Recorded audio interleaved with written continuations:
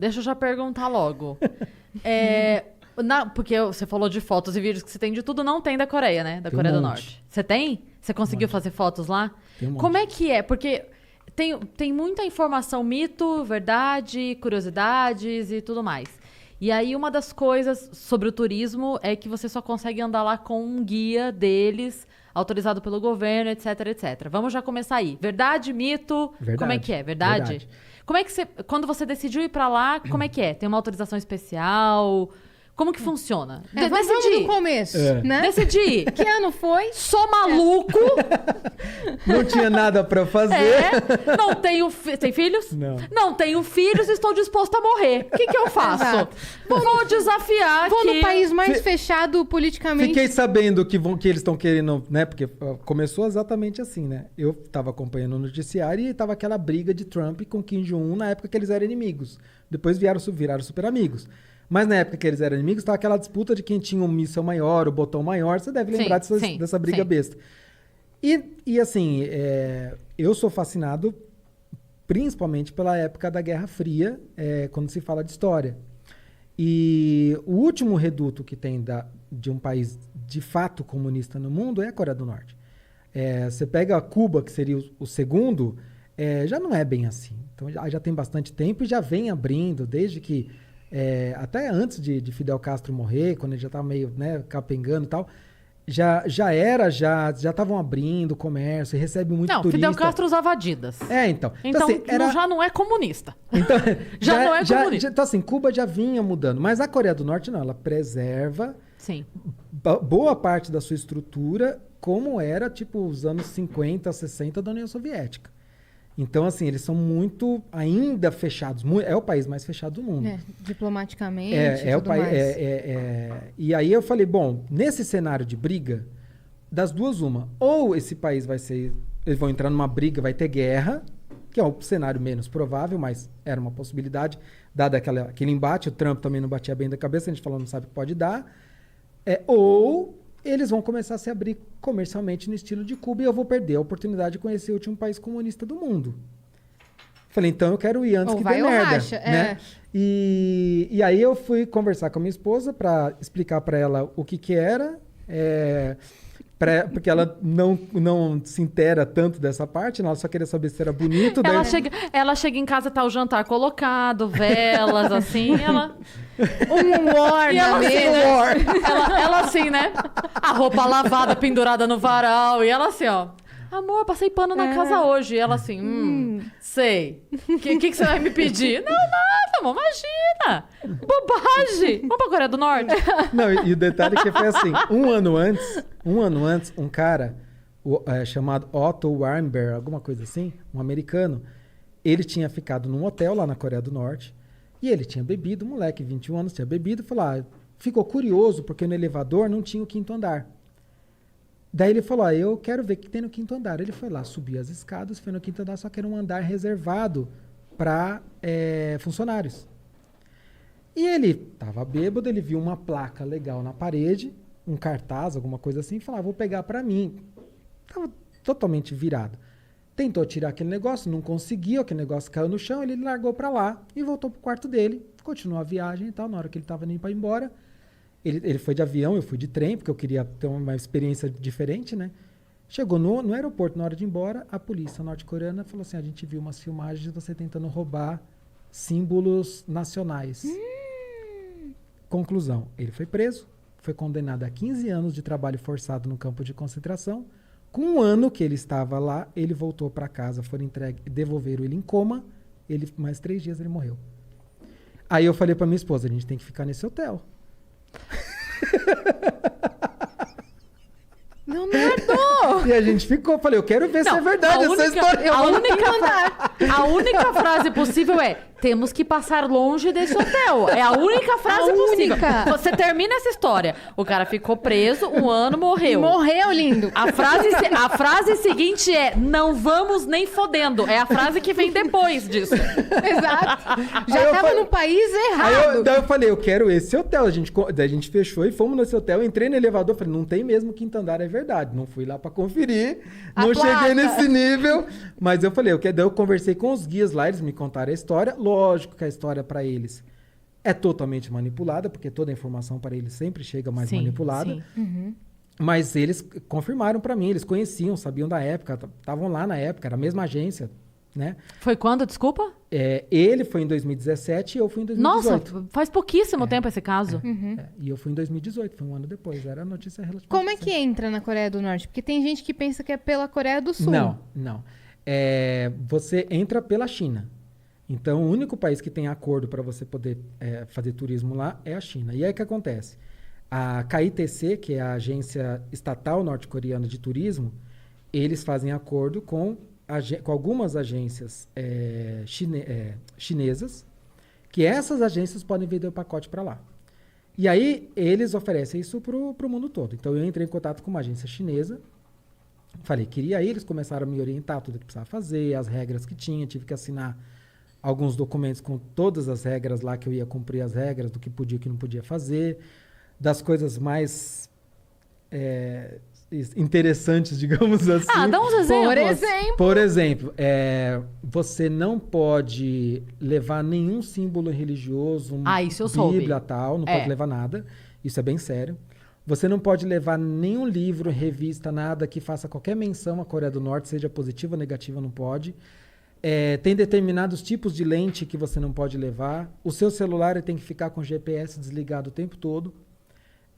Você não vai conseguir usar, óbvio, porque lá não tem sinal. Por que com o GPS desligado? Porque você não pode ter marcação de GPS nas fotos que você tira.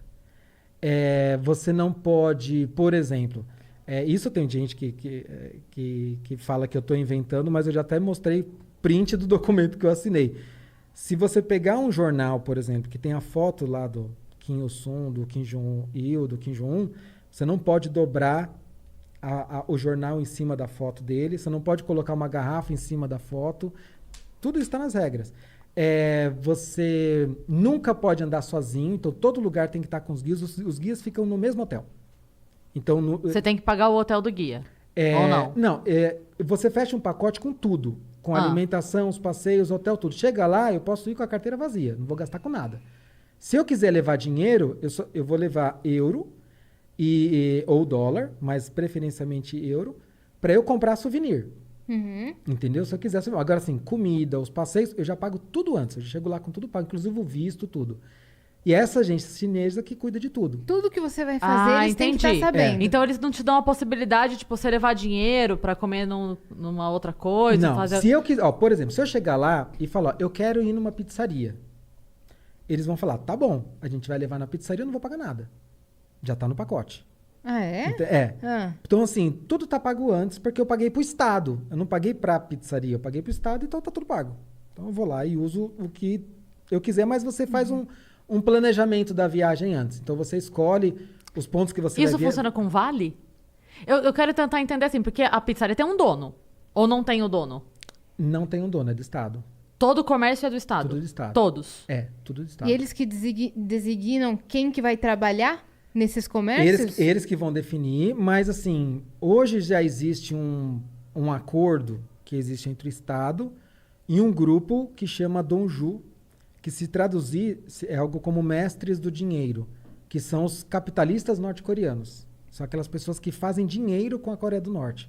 E eles, de uma certa maneira, ajudam a alavancar os negócios da Coreia do Norte. Então, por exemplo, eles têm fábricas, ou dentro ou fora, mas normalmente fora da Coreia do Norte, que eles levam norte-coreanos para trabalhar nessas fábricas, pagam um salário pífio, mas que é muito melhor que o salário que eles ganham no Estado,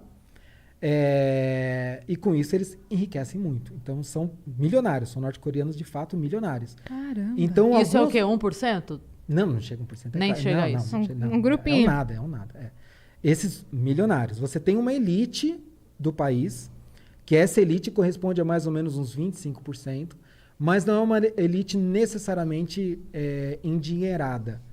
A gente está falando que a Coreia do Norte ela é dividida... Uma elite social, você diria? Uma elite social. De poder. Porque a Coreia do Norte ela é dividida em castas políticas.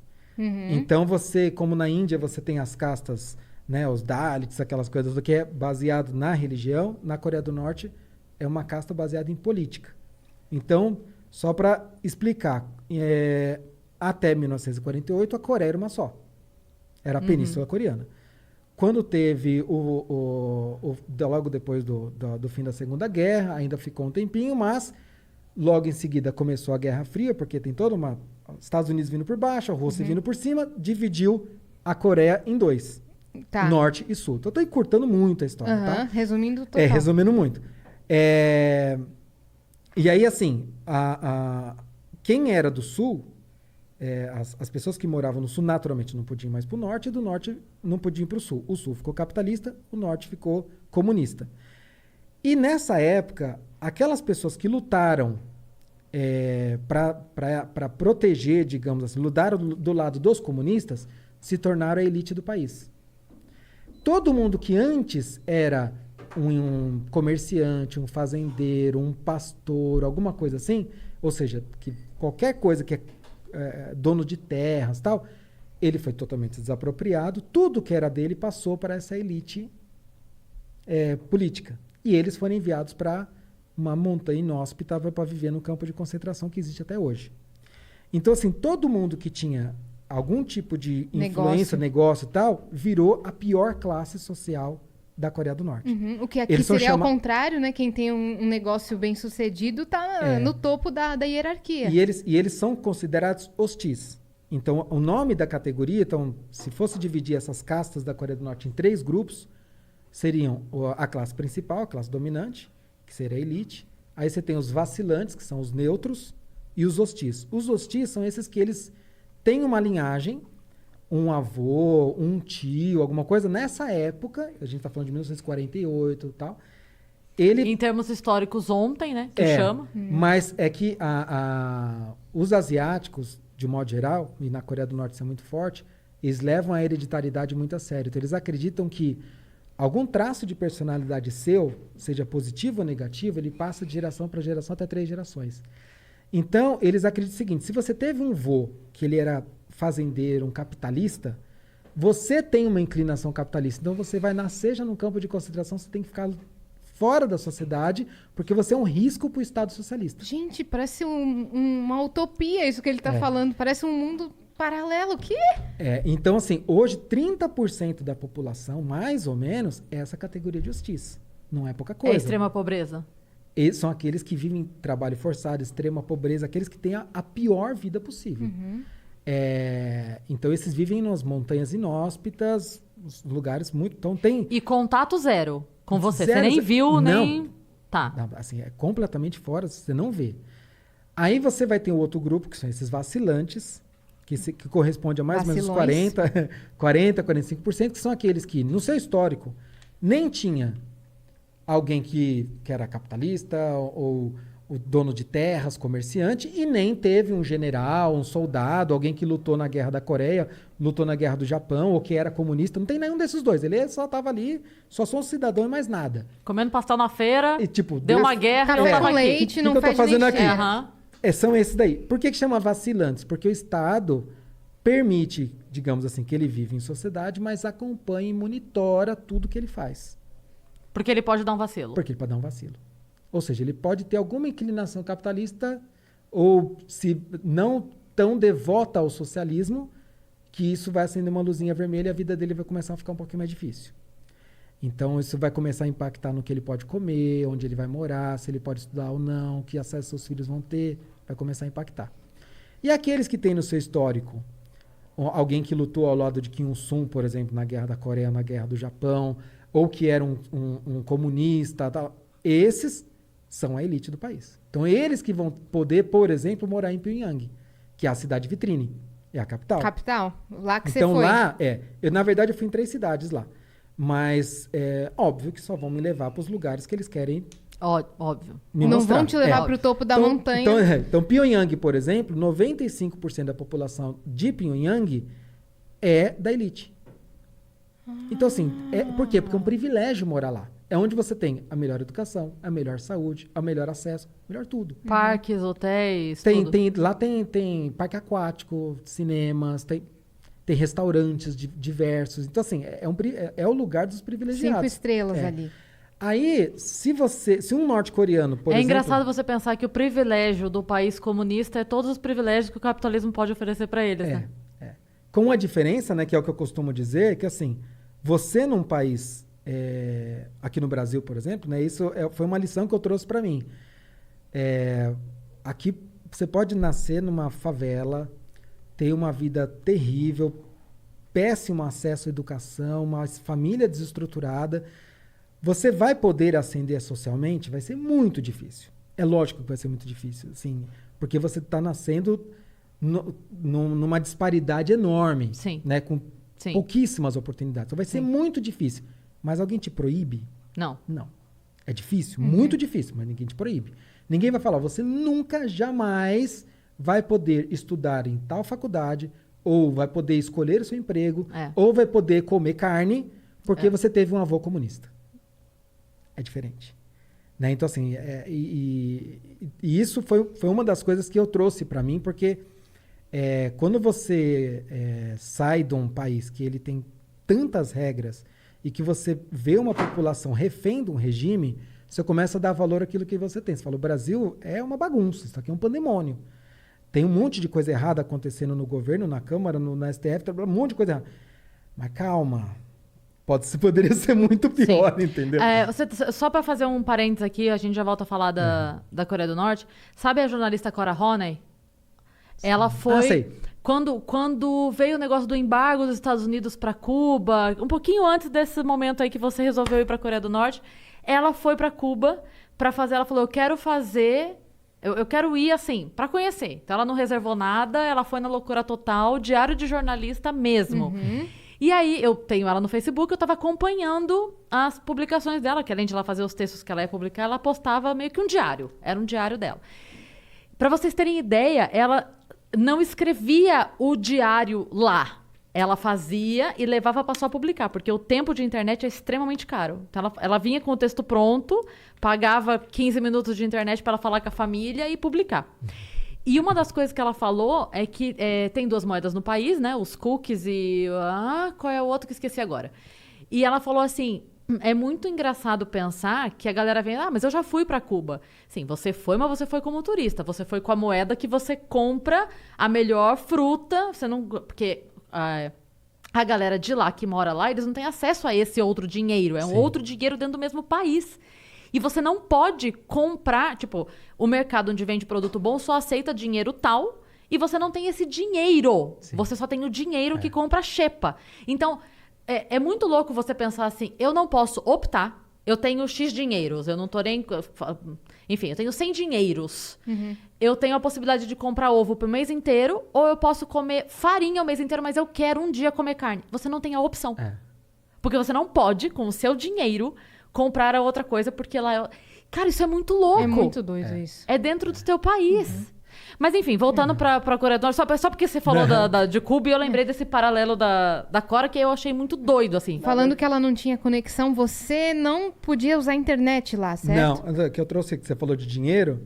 louco. Eu trouxe um álbum que eu tenho de dinheiro que eu trago das viagens. Nossa, cara. Ó. E aí, eu trouxe da Coreia do Norte. Que não pode. Que ele ia falar, eu trouxe dinheiro para você. Eita, você tá contando isso aqui, vamos cortar essa parte do podcast. Porque não pode. Na verdade, até quando eu consegui lá com a guia, aqui, ó. Esse daqui é o dinheiro que só o norte-coreano pode ter acesso.